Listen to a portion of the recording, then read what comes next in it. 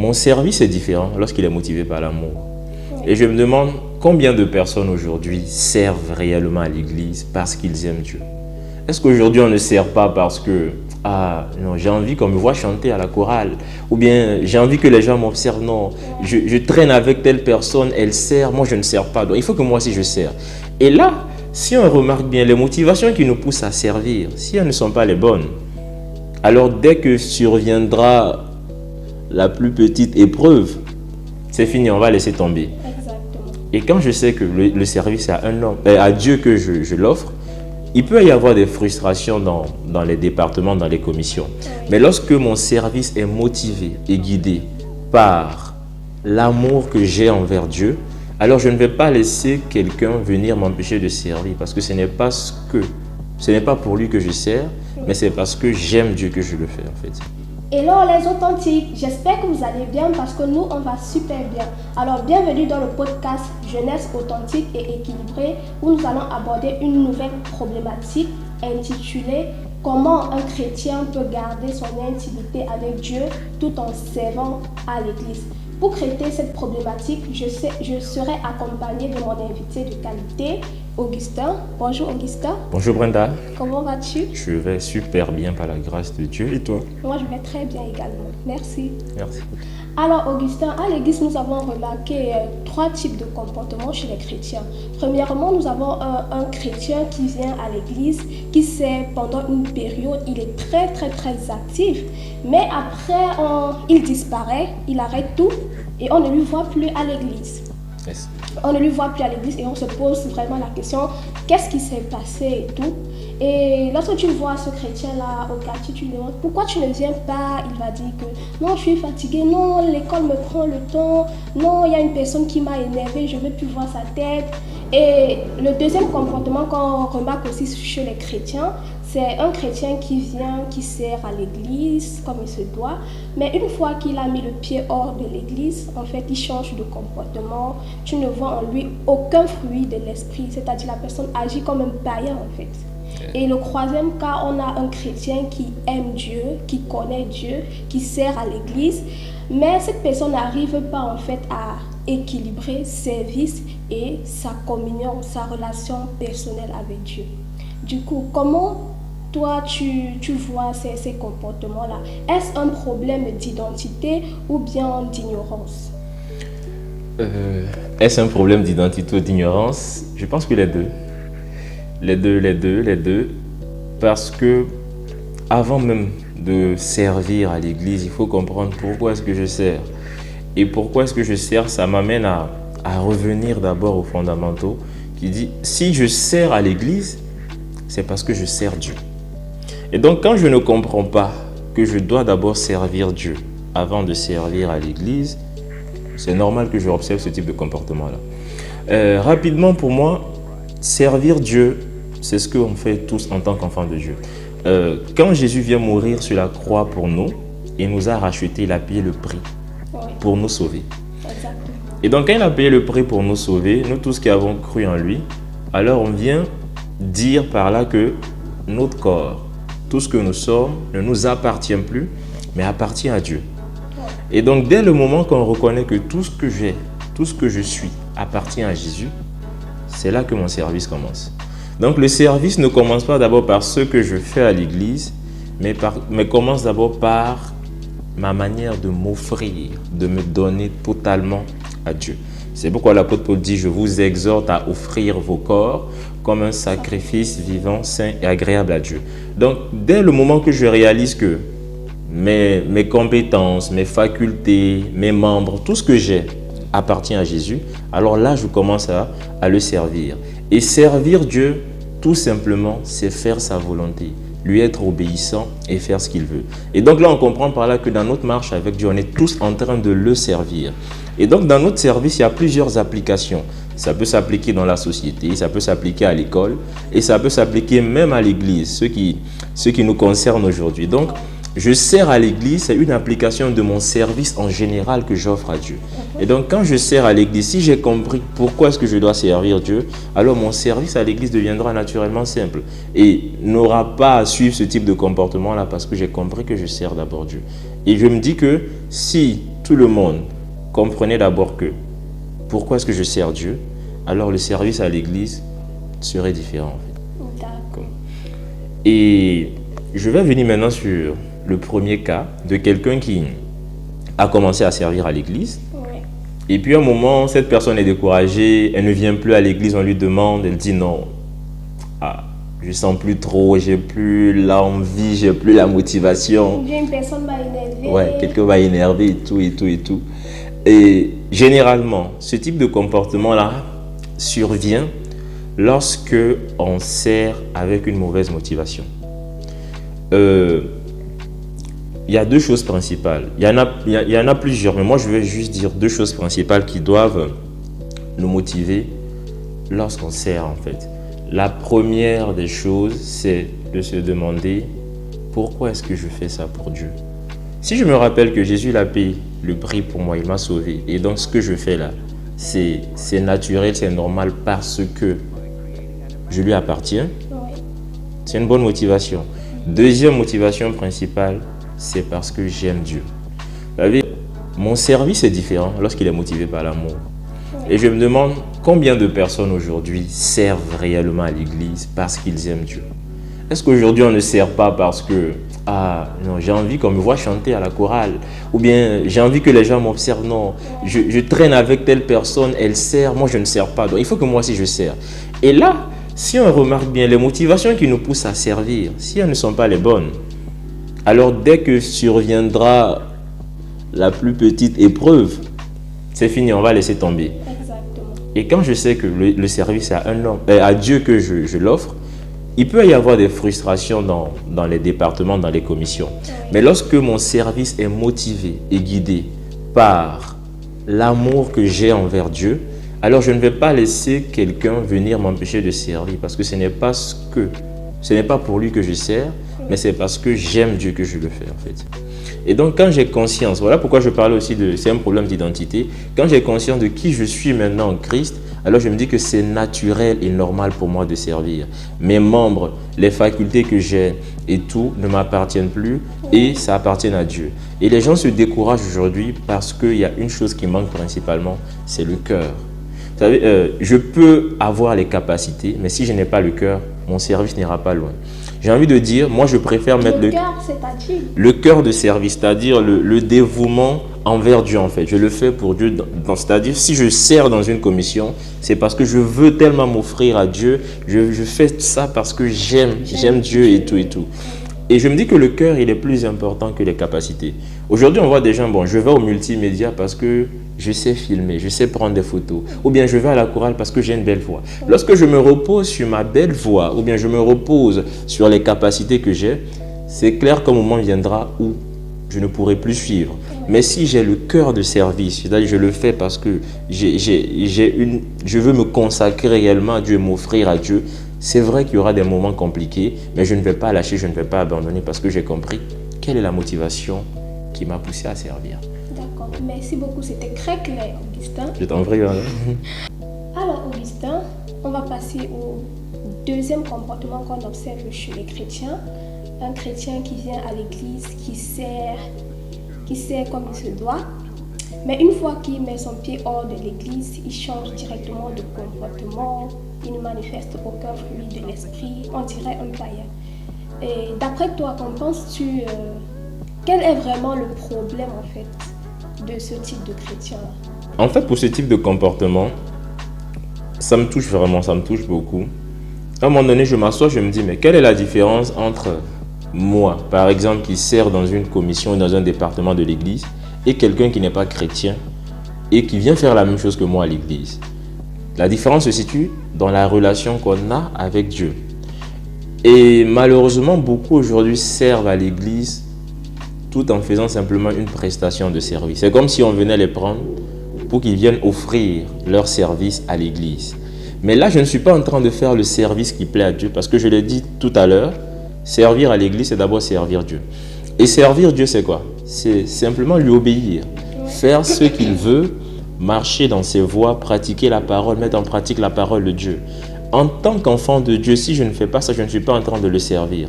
Aimer Dieu de tout mon cœur, faire ce qui plaît à Dieu, me comporter d'une manière digne et agréable de Dieu, ça c'est. Et lui être agréable, ça c'est d'abord le servir en fait. Et malheureusement en fait, on n'a pas trop compris ça.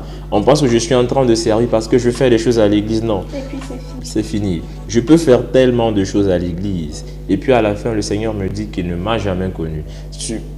Mon service n'est pas déterminé par les efforts que je fournis d'abord avec Dieu, mais c'est à quel point je suis obéissant à Dieu.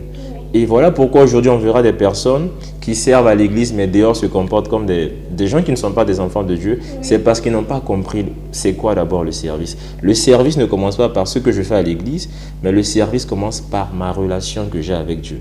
Est-ce que dans ma relation avec Dieu, je suis un enfant de Dieu? Est-ce que je fais ce qui lui plaît? Parce que un serviteur, quand on prend la relation de serviteur et le maître, le serviteur obéit à son maître. Oui. Le serviteur fait ce que le maître veut. Est-ce qu'en dehors de l'église, je fais ce que Dieu veut? Est-ce qu'en dehors de l'église, je marche dans la volonté de Dieu? C'est ça le service d'abord qui plaît à Dieu. Si je ne fais pas ça, même si je me mets beaucoup de responsabilités, beaucoup de fonctions à l'église, devant Dieu, ce n'est rien parce que lui, le service commence par la relation que j'entretiens d'abord avec lui. Oui, Ouais. exactement. Alors, pour ajouter à ce que tu as dit, en fait, on remarque ce genre de comportement chez des chrétiens qui sont encore des bébés spirituels. Quand tu acceptes Jésus-Christ, il y a encore le vieil homme en toi et tu as besoin de développer, d'affermir ta relation, ton intimité avec Dieu, en fait, pour pouvoir marcher par l'esprit et non par la chair.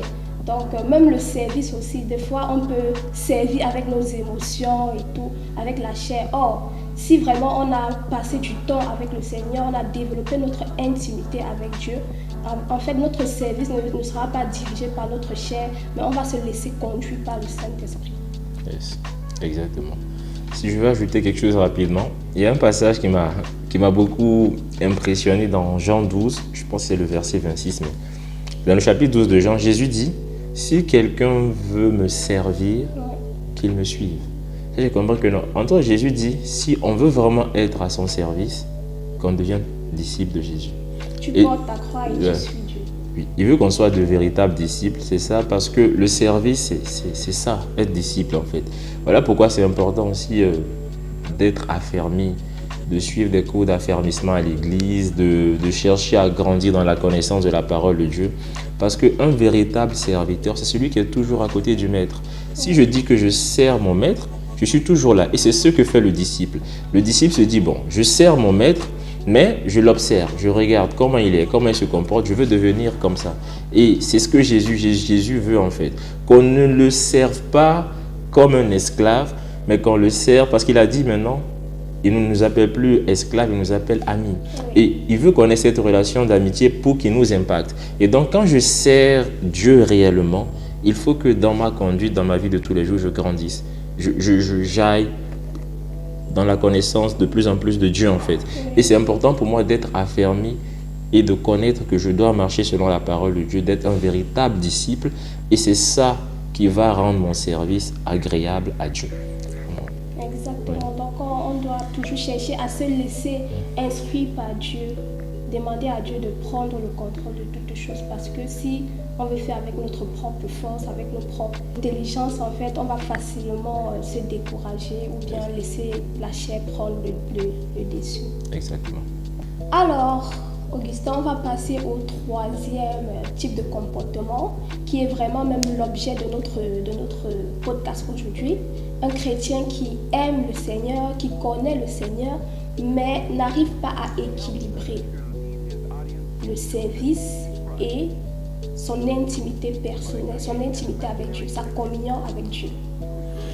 Ouais, en fait, c'est un problème qui guette vraiment beaucoup de personnes. Il est toujours important de garder l'équilibre. Oui. Comme je l'ai dit tout à l'heure, je ne sers pas d'abord l'Église, mais je sers Dieu. Et si je dois servir Dieu, je dois connaître qui je sers. On ne finit jamais de connaître Dieu. Oui. Et pour que mon service soit efficace, j'ai besoin d'être toujours en connexion, en communion avec Dieu. Parce que pour mieux servir mon maître, j'ai besoin d'être à l'écoute, de savoir Qu'est-ce qu'il veut? Comment est-ce que je dois faire ça? Est-ce que dans ce que je suis en train de faire, je le fais bien ou pas? Comment est-ce que j'arrive à adapter mon service pour qu'il soit agréable au maître? C'est parce que je suis en contact avec le maître. Et il y a un piège qui guette beaucoup de personnes, c'est de tomber dans ce que j'appelle l'activisme. On veut faire tellement de choses pour plaire à Dieu et on finit par oublier l'objectif principal. L'objectif principal, c'est quoi? C'est d'être en communion avec Dieu. Et si mon service m'empêche d'être en communion avec Dieu, c'est un danger. Et ne pensons pas, on peut être tellement zélé, mais ne nous accumulons pas tellement de charges à l'église de dire non, je veux être un vrai serviteur, je veux servir beaucoup Dieu et puis après, je n'arrive plus à trouver l'équilibre. Et malheureusement, beaucoup tombent dans le piège de ce qu'on appelle les œuvres. Je veux faire tellement de choses pour plaire à Dieu. Non, ce n'est pas la quantité d'œuvres que je fais qui plaît à Dieu en fait. C'est la qualité de ma relation que j'entretiens avec lui. Donc si je dois servir Dieu comme Dieu veut, c'est important que moi je me demande à quel point est ma communion avec lui. Parce que moi je pense que lorsqu'on sert Dieu, Dieu se sert de nous. Il faut se demander que dans la commission ou dans le département dans lequel je suis, est-ce que Dieu m'utilise vraiment? Et comment est-ce que Dieu va m'utiliser? C'est parce que je garde une communion avec lui. Donc il est important de me dire, dans ma communion, dans mon service, si j'ai l'impression de ne plus avoir du temps pour communier avec Dieu, pour parler avec Dieu, c'est que je suis en train de faire fausse route. Parce que celui qui va me dire, voici comment tu dois servir, parce que quand on est en train de servir, on met en œuvre en fait les dons que Dieu a placés en nous, les capacités, les talents. Mais celui qui a mis ça en nous, c'est Dieu. Par exemple, si moi je te fais un don que tu ne connais pas, que tu ne maîtrises pas, je suis la personne la mieux placée pour t'apprendre comment utiliser ce don-là, cette capacité que je t'ai donnée. Et c'est comme ça que Dieu fonctionne avec nous. Il y a tellement de capacités, tellement de dons, tellement de talents que Dieu nous a donnés. Et il veut qu'on mette ça au service de la communauté. Mais comment est-ce que j'arrive à utiliser le don que Dieu m'a fait? Il faut que je sois connecté au donateur. Si je suis en communion avec le donateur, alors je saurai comment mieux utiliser en fait le don que Dieu m'a donné. Et malheureusement, on oublie beaucoup cet aspect-là. On sert juste parce que c'est une activité. Non, ça on tombe dans l'activisme et c'est très dangereux. Je ne fais pas une activité parce que c'est une activité de l'église. Mais peu importe le département ou peu importe la commission, Dieu m'utilise, même si je suis à l'accueil, même si je suis à la chorale, Dieu se sert de moi. Et comment est-ce que Dieu se sert de moi? C'est parce que j'ai une connexion, une communion avec lui. Et plus je suis connecté avec Dieu, mieux je suis efficace en fait dans mon service que j'offre à l'église. Exactement. Oui. Là, on dit en fait qu'on a un chrétien en fait qui aime Dieu, qui connaît Dieu, qui a déjà une certaine intimité avec Dieu. Mais cette personne peine en fait à maintenir, à garder son intimité avec Dieu. Par exemple, on peut prendre une personne de la chorale. Ils ont des répétitions et ça peut prendre énormément de temps en fait. Et généralement, c'est le week-end qu'ils ont des répétitions. Et ça peut prendre énormément de temps. Quand ils rentrent chez eux, ils sont fatigués et tout. Et puis maintenant, après, il y a la semaine, d'autres vont au boulot. Ils se disent, mais à quel moment j'ai pris même du temps, en fait, moi seul pour prier Dieu, pour le chanter, pour le louer. Maintenant, quelles sont les solutions qu'on peut proposer à un chrétien qui se trouve dans cette situation-là, où il sert à l'église? Bon, il sert à l'église, mais il se dit en fait que peut-être le service que je fais, j'ai pris déjà assez à l'église, pourquoi prier encore en semaine et tout? Ou bien comment faire en fait pour maintenir mon intimité avec Dieu, mais tout en sachant que cette personne-là travaille en semaine et le week-end, la personne se donne vraiment énormément pour Dieu. Yes, c'est une excellente question, une très bonne question. Ce que je veux dire d'abord, le service, peu importe à quel point c'est un service de qualité, ça ne va jamais remplacer mon intimité avec Dieu, ma communion avec Dieu en fait. Donc ne jamais penser que parce que je fais ça à l'église, bon, prier, passer du temps dans la méditation, c'est pas grave. Non. Avant de servir, est-ce que j'ai une communion avec Dieu? Et si je remarque un moment que je n'arrive pas à gérer, je n'arrive pas à équilibrer les choses, c'est important pour moi de savoir prendre maintenant les bonnes décisions. L'exemple de quelqu'un qui s'accumule trop de charges, de se dire que tu n'es pas obligé de tout faire. Il y a certaines choses si tu estimes que ça va prendre sur ton temps que tu dois passer avec Dieu, j'ai envie de dire personne n'est indispensable. Et souvent, c'est ce qu'on oublie. Ce n'est pas parce que je ne suis pas disponible pour quelque chose que Dieu n'a pas quelqu'un d'autre de prévu. Et il faut qu'on sache ça en fait. On se dise que si je ne suis pas disponible, il y a d'autres personnes que Dieu va susciter. Mais ne pensons pas que non. Il faut que je sois en même temps là, dans tout ce qui est comme programme, dans tout ce qui est comme activité. Je vais finir par m'épuiser d'abord moi personnellement et puis ça va impacter ma relation avec Dieu. Donc faire la part des choses. Essayer de voir est-ce que ça, je peux me passer de telle activité, me passer de telle commission. Je ne suis pas obligé de tout faire. Et même si dans une commission, il y a beaucoup de charges, j'en parle et je dis, est-ce qu'on peut déléguer certaines responsabilités que j'ai? En fait, ce n'est pas parce que je m'accumule tellement de charges que ma relation avec Dieu devient meilleure. Avant d'abord de servir, c'est est-ce que je suis un enfant de Dieu? Parce qu'à la fin, Dieu ne va pas nous juger en fonction de nos œuvres qu'on a fait sur la terre, mais il va nous juger en fonction de qui on était en fait. Et c'est important de dire que est-ce que je suis d'abord un enfant de Dieu? Est-ce que je marche conformément à la parole de Dieu? Est-ce que j'ai une communion avec lui? Est-ce que je grandis dans mon intimité? Donc, en dehors du service, je dois d'abord avoir une relation avec Dieu. Et si ma relation est impactée, c'est que je suis en train de faire fausse route. Donc, une solution, c'est si dans ma commission, il y a tellement de responsabilités que j'ai, c'est de discuter avec mon responsable et de savoir, bon, là, je n'arrive pas à gérer. Être sincère et ouvert et en parler clairement que donc, je n'arrive pas à trouver le temps. Est-ce qu'on peut me décharger de certaines choses? Dieu ne va pas être frustré parce que tu t'es débarrassé de certaines charges, non. Mais en réalité, le plus important, c'est de te dire à quel point je suis efficace. L'important, ce n'est pas la quantité, mais c'est la qualité. Est-ce que dans mon service, je suis efficace? Parce qu'aujourd'hui, je peux faire tellement de choses, mais je finis par ne plus être efficace. Et ce n'est pas ce que Dieu veut. Et qui me donne la force? J'aime bien ce que Ephésiens 6, verset 10 dit, que c'est dans la communion avec Dieu qu'on trouve notre force en fait. Donc la force que j'ai même pour servir là, ça vient de la communion que j'ai avec Dieu. Donc si je m'épuise à faire tout partout, je n'aurai pas la force qu'il faut. Et je me recharge où? Dans la communion avec Dieu. Et quand je perds ma communion avec Dieu, je n'aurai plus la force. Je n'aurai plus l'énergie qu'il faut pour faire ce que je dois faire dans les commissions. Donc une solution c'est d'être assez humble pour accepter que je ne peux pas tout faire. Il y a d'autres personnes qui existent que Dieu peut susciter pour faire d'autres choses. Et puis aussi discuter avec mon responsable pour déléguer certaines tâches que j'ai et comprendre que oui, j'aime bien faire les choses, mais il faut aussi déléguer et comprendre que le plus important, ce n'est pas ce que je fais à l'église, mais c'est d'abord ce que je suis avec Dieu. En fait. Exactement. Merci beaucoup, Augustin. Je t'en prie.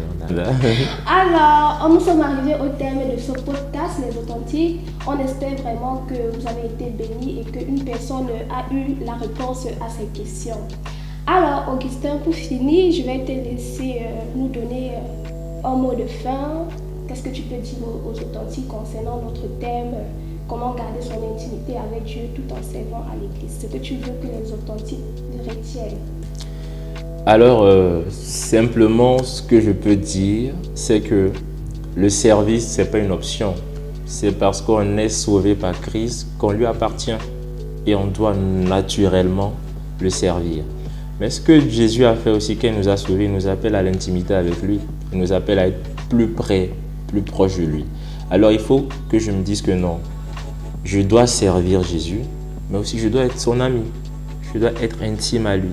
Et de ne jamais laisser mon service à l'église remplacer l'intimité que j'ai avec Dieu. Alors mon service, il devient efficace quand je suis toujours connecté avec Dieu.